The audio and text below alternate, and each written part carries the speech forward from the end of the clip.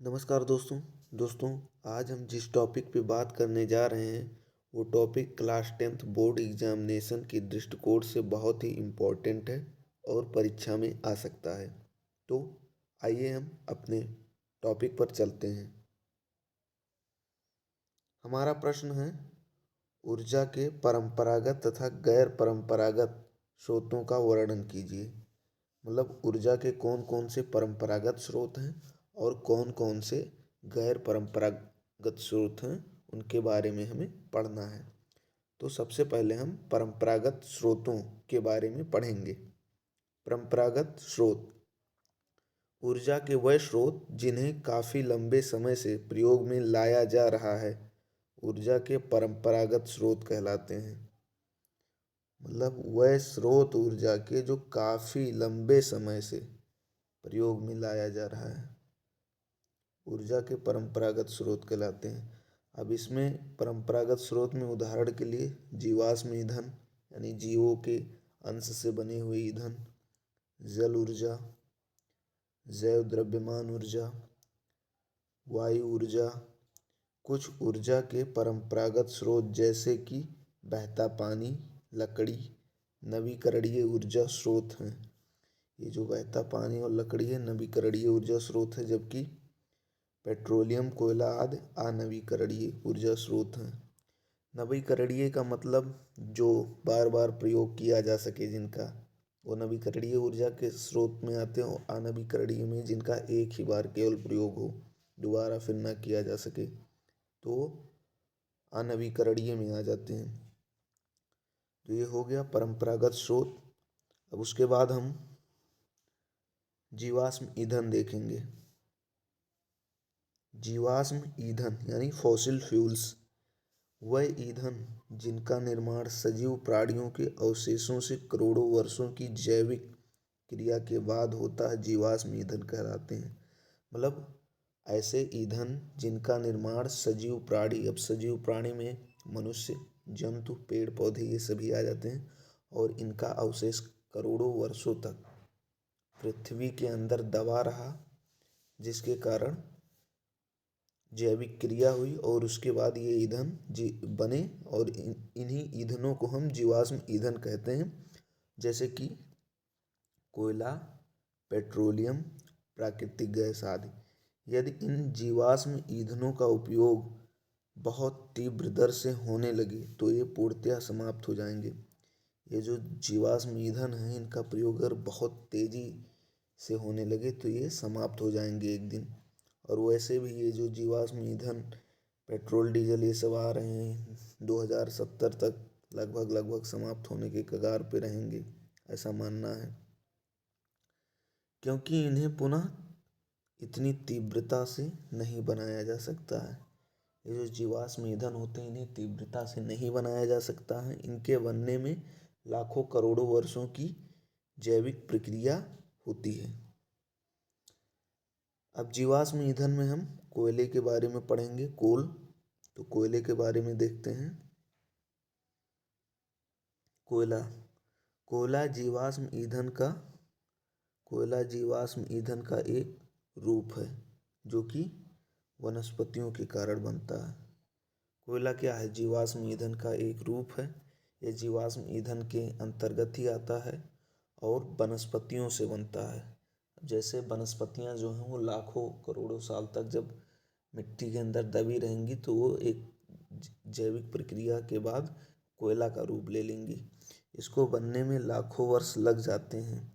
यह carbon, hydrogen तथा oxygen के जटिल यौगिकों तथा कुछ स्वतंत्र कार्बन का मिश्रण होता है। इसमें क्या क्या होता है? कार्बन वैसे लगभग सभी स्थानों पर पाया जाता है। हाइड्रोजन तथा ऑक्सीजन जो कि वायुमंडल में 21% है, कि जटिल यौगिकों तथा कुछ स्वतंत्र कार्बन का मिश्रण होता है। इसके अतिरिक्त इसमें कुछ मात्रा में सल्फर, नाइट्रोजन के यौगिक भी होते हैं, और कुछ मात्रा में क्या होते हैं? सल्फर और नाइट्रोजन के यौगिक भी होते हैं। अब नंबर 2 हमारा है पेट्रोलियम। पेट्रोलियम के बारे में देखते हैं। तो पेट्रोलियम यह एक चिपचिपा, गाढ़ा, दुर्गंध युक्त गहरे रंग का ज्वलनशील पदार्थ है। ये कैसा पदार्थ है? चिपचिपा, गाढ़ा, दुर्गंधयुक्त पेट्रोलियम जो है और ज्वलनशील पदार्थ है जो पृथ्वी के भीतर विभिन्न गहराइयों पर चट्टानों के ऊपर पाया जाता है। जो पृथ्वी के भीतर विभिन्न गहराइयों पर जो चट्टान है उनके ऊपर ये पाया जाता है, जिस कारण इनका नाम पेट्रोलियम पड़ा।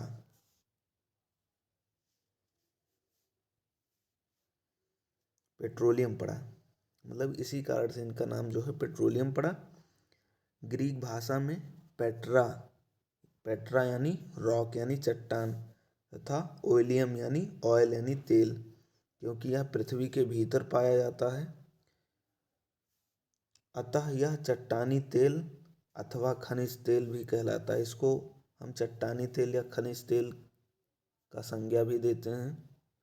हम प्रतिदिन वैसलीन, मिट्टी का तेल, पेट्रोल, डीजल आदि पदार्थों का प्रयोग करते हैं। ये सभी पदार्थ पेट्रोलियम से ही प्राप्त होते हैं। पेट्रोल, डीजल, मिट्टी का तेल, वैसलीन, ये जो सब हम दैनिक जीवन में अपने प्रयोग करते हैं ये सब पेट्रोलियम से ही प्राप्त होते हैं। वैसलीन जो है यही पेट्रोलियम का जो कचरा निकलता है वही वैसलीन है और हम लोगों को डिब्बी में भर के दे दिया जाता है लगाने के लिए। पेट्रोलियम सर्वाधिक मात्रा में अमेरिका में पाया जाता है। पेट्रोलियम जो है सबसे ज़्यादा अमेरिका में पाया जाता है और पहला जो पेट्रोलियम कुआं जो खोदा गया था अमेरिका के पेंसिल्वेनिया नामक एक शहर में खोदा गया था, सर्वप्रथम वहीं पर। इसकी प्राप्ति के अन्य प्रमुख स्थान अन्य जगहों पर भी पाया जाता है। रूस, सहयोगी राष्ट्र जैसे सऊदी अरब हो गया, Kuwait, Iraq, Iran, Burma, Mexico, Venezuela के पास भी है पेट्रोलियम। तो इन सभी के पास पेट्रोलियम पाया जाता है। फिर है द्रवित पेट्रोलियम गैस। द्रवित पेट्रोलियम गैस यानी liquid petroleum gas, LPG. LPG क्या है? यह प्रोपेन, ब्यूटेन, आइसोब्यूटेन, क्या है? प्रोपेन, ब्यूटेन और आइसोब्यूटेन आदि हाइड्रोकार्बन का मिश्रण है। ये क्या है? प्रोपेन, ब्यूटेन, आइसोब्यूटेन आदि हाइड्रोकार्बन का जो है मिश्रण है। अति उच्च दाब पर ये तीनों गैस द्रवित हो जाते हैं। जब बहुत उच्च दाब होता है तो ये गैसें, इनको जब कंप्रेस किया जाता है उच्च दाब पर तो ये क्या होती हैं? द्रवित हो जाती हैं। इन्हीं द्रवित हाइड्रोकार्बनों के मिश्रण को द्रवित पेट्रोलियम गैस कहते हैं और इन्हीं को हम द्रवित पेट्रोलियम गैस कहते हैं। इसे प्राकृतिक गैस तथा पेट्रोलियम के प्रभाजी आसवन से प्राप्त किया जाता है। पेट्रोलियम के प्रभाजी आसवन से प्राप्त किया जाता है। इसके रिसाव की पहचान करने के लिए इसमें कुछ दुर्गंध युक्त पदार्थ जैसे मरकैप्टन एक प्रकार का गैस है जो कि बहुत दुर्गंधित होता है, इसको इसमें मिलाया जाता है कि ताकि गैस का अगर रिसाव हो तो हमें पता चल सके। 1 ग्राम द्रवित पेट्रोलियम गैस जलाने पर लगभग 50 किलो जूल ऊर्जा प्राप्त होता है। 1 ग्राम जब द्रवित पेट्रोलियम को हम जलाएंगे तो 50 किलो जूल ऊर्जा प्राप्त होगी। अतः इस गैस को इस गैस का जो ऊष्मीय मान है वो 50 किलो जूल प्रति ग्राम होता है। कितना? 50 किलो जूल प्रति ग्राम इसका ऊष्मीय मान। उसके बारे में हम देखेंगे प्राकृतिक गैस यानी नेचुरल गैस। प्राकृतिक गैस कई गैसों का मिश्रण है। ये जो प्राकृतिक गैस है कई गैसों का मिश्रण है जिसमें मुख्यतः मीथेन होता है तथा 20% ऑक्सीजन, मीथेन, उसके बाद 20% ऑक्सीजन, 20 या 21 ही लगभग आसपास, और 1% में सभी गैसें और 78% नाइट्रोजन। नाइट्रोजन की उपलब्धता वायुमंडल में होने के कारण ये क्या करता है? ज्वलनशीलता का विरोध करता है। अगर यही नाइट्रोजन ना होता और ऑक्सीजन होता 20% ऑक्सीजन मतलब अगर नाइट्रोजन की अनुपस्थिति यहाँ कर दी जाए तो सभी पदार्थ अपने आप जलने लगेंगे। तो ये ज्वलनशीलता को कम करता है नाइट्रोजन। तथा अन्य उच्च हाइड्रोकार्बन गैस जैसे ईथेन होती है। यह गैस ईंधन का मुख्य स्रोत है।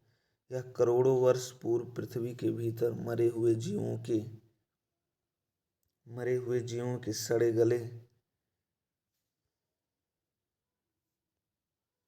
सड़े गले पदार्थों से बनती है। मतलब ये जो प्राकृतिक गैस के अंदर ये आया, ये करोड़ों जीव जब दब गए होंगे तो उन्हीं के सड़े गले पदार्थों से बनी होगी। यह गैसीय अवस्था में पाई जाती है। इसकी अवस्था गैसीय है। इसमें 80 से 90% तक मीथेन पाया जाता है। इसका ऊष्मीय मान लगभग 55 किलो जूल प्रति ग्राम होता है। ऊष्मीय मान कितना होता है? 55 किलो जूल प्रति ग्राम होता है। अब हम परंपरागत ऊर्जा स्रोत पढ़ चुके हैं। अब हम गैर परंपरागत ऊर्जा स्रोत पढ़ेंगे। तो आइए देखते हैं।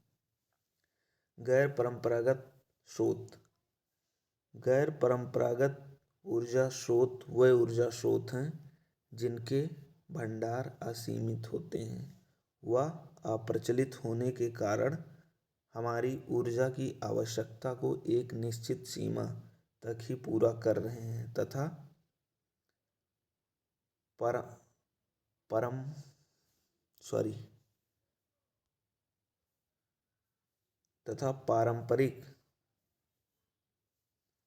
पारंपरिक ऊर्जा स्रोतों से कम मात्रा में इनका उपयोग किया जाता है। मतलब गैर परंपरागत जो ऊर्जा स्रोत हैं इनका जो भंडारण है वो असीमित है और ये अप्रचलित हैं, मतलब चलन में अभी नहीं है और एक निश्चित सीमा तक ही, मतलब इनका चलन बहुत ज़्यादा नहीं है, एक निश्चित सीमा तक ही इनका प्रयोग किया जाता है तथा पारंपरिक ऊर्जा स्रोतों से कम मात्रा में इनका जो पारंपरिक ऊर्जा स्रोत ऊपर बताए गए हैं उनकी तुलना में इनकी जो है कम मात्रा में प्रयोग किया जाता है। अब इसमें क्या है, जैसे सौर ऊर्जा, समुद्र की ऊष्मीय ऊर्जा और नाभिकीय ऊर्जा, इनका प्रयोग तो हो रहा है लेकिन बहुत ज़्यादा मात्रा में भी नहीं हो रहा है और यह असीमित ऊर्जा भंडार है। ये लगभग कभी ख़त्म नहीं होंगे। अब सौर ऊर्जा। सूर्य द्वारा उत्सर्जित ऊर्जा को सौर ऊर्जा कहते हैं। सौर ऊर्जा किसे कहते हैं? सूर्य द्वारा उत्सर्जित ऊर्जा को सौर ऊर्जा कहते हैं। अब इसमें दो है,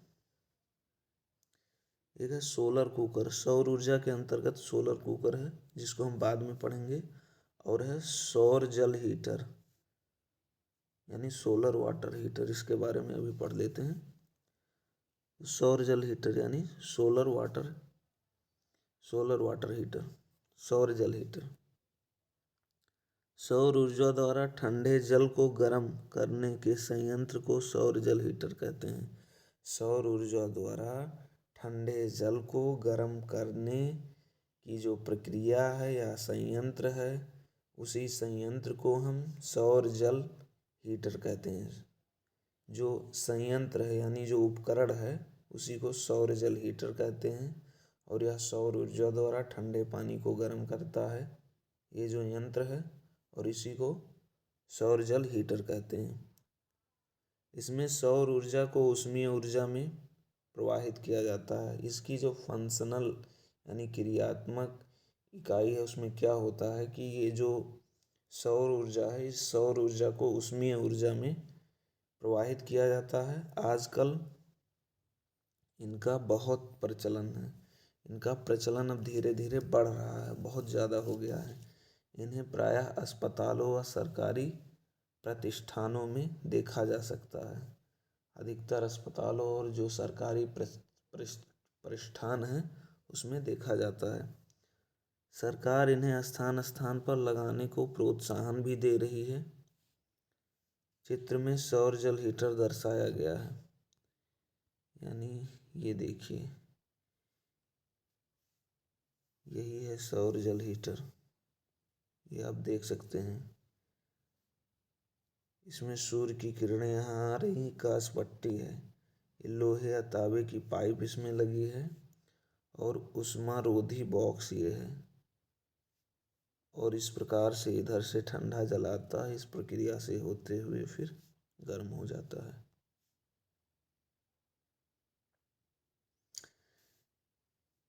इसका सिद्धांत है कि अब सौर ऊर्जा को किसी काले रंग की सतह पर डाला जाता है। काला रंग क्या होता है? उष्मा शोषी होता है, उष्मा को शोषित कर लेता है, अपने में समा लेता है, तो वह ऊष्मीय ऊर्जा को अवशोषित कर लेती है।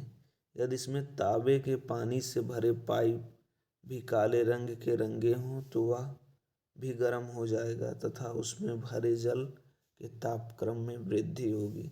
इस प्रकार जल गर्म हो जाएगा, ठंडा जल। मतलब इसमें जो लोहे या तांबे का जो पाइप है वो भी काला रंग से रंगा होगा और गर्म हो जाएगा। काला रंग क्योंकि ऊष्मा को अवशोषित करता है, और उसमें जब अंदर जल होगा तो उसका जो ताप उस जल के ताप को बढ़ाएगा, वृद्धि होगी। इस प्रकार से ठंडा जल गर्म हो जाएगा। ये उपाय जो है एकदम फ्री है, एक भी पैसा आपका नहीं लगना है और पानी आपको गर्म मिलेगा। तो इसका प्रयोग अधिक से अधिक करना पर्यावरण के लिए भी उचित है और हम सब लोगों के आर्थिक हित के लिए भी उचित है। दोस्तों, अगर वीडियो आपको अच्छा लगा तो हमारे चैनल को सब्सक्राइब कर दीजिए, बेल आइकन को प्रेस कर दीजिए और वीडियो को लाइक कर दीजिए। धन्यवाद।